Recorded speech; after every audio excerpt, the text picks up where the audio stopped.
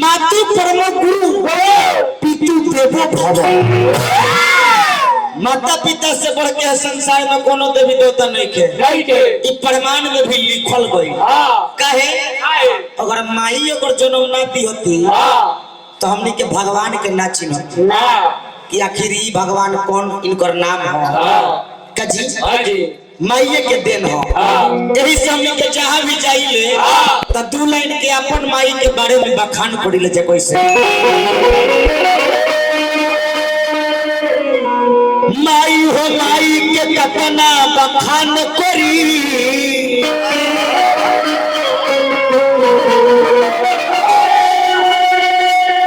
स्वर्ग से ऊंचा स्थान बाटे माई के। नवमास भोगली माई कष्ट से जन्मावे।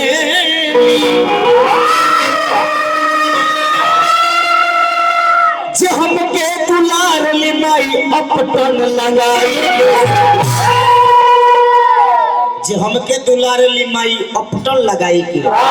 बबुआ जब घर परिवार में छोटा रहेला 1-2 साल 3 साल के तो कर चाल चलन कैसन रहेला। बबुआ जब खेले ले माई के झोटा धोई के झूले ले।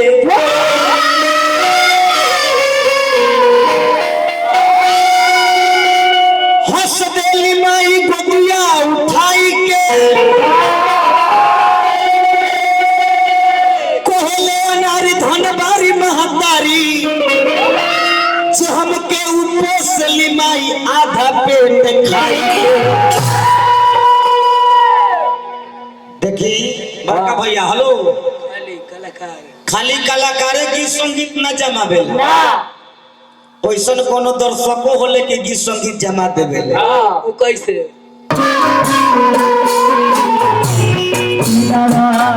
माई के सुमिरन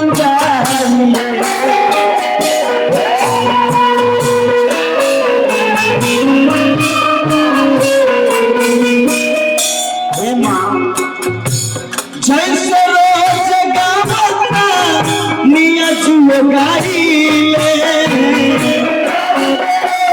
जुओ गाइले दवाली माई के सुमिरन गाइले।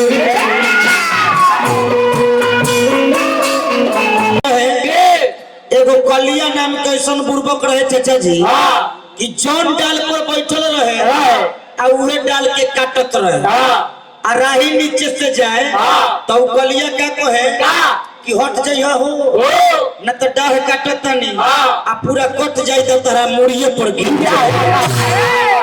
वो कलिया के ही खुद पता न रहे कि जौन डाल पर बैठल बनी आ उहे डाल के काटत नहीं। लेकिन माई के दया हो गई तो कभी कालिदास हो गई। हेलो खिसियाल बैठल हो कि भैया नहीं सब अपने लड़का है सब तनी में ड्राइवर तनी डाल के आवाज तन देता। हेलो हेलो अति सुंदर ए मां अरे उखड़ी आवाज के सवार जाए जननी अजरा बबुआ के ला।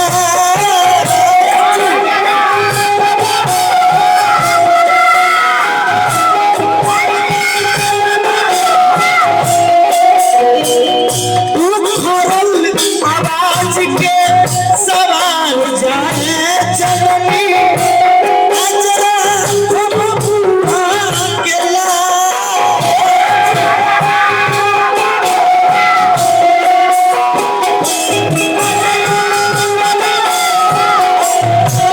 अजरा बबुआ के ला अजरा बबुआ के ला।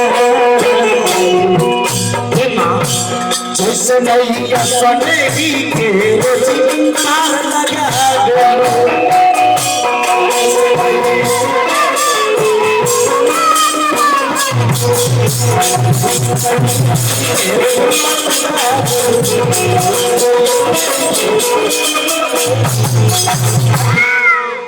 पुराना धुन से सुमिरन वंदना गावे के मतलब कि जितना भी जुटल बनी गार्जियन लोग जुटल बनी अल्लाहदार लोग जुटल बाटे।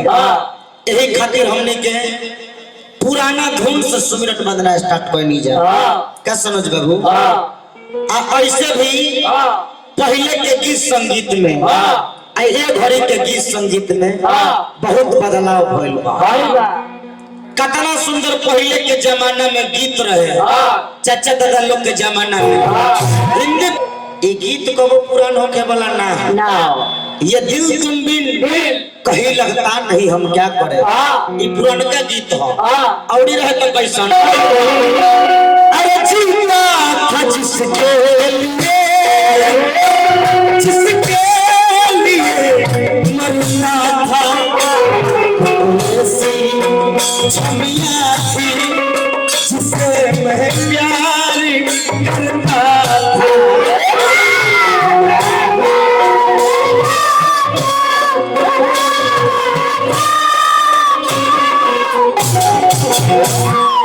ऐसा गीत पुराना का हो, ये गीत कबो पुरान होके वाला ना हो। लेकिन एक घड़ी के भोजपुरी गीत के मत पूछी, एक घड़ी भोजपुरी गीत के जोड़ा नहीं थे।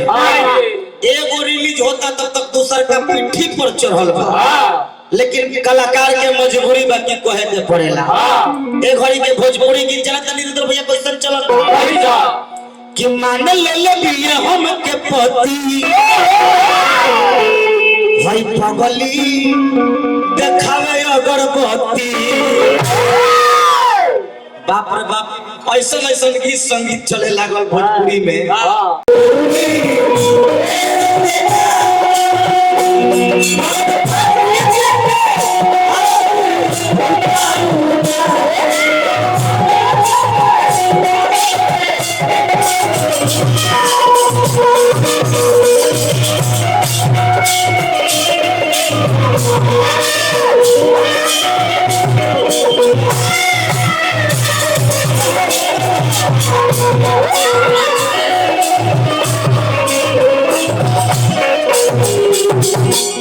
ए बाबा हम सुन ले बनी भगवान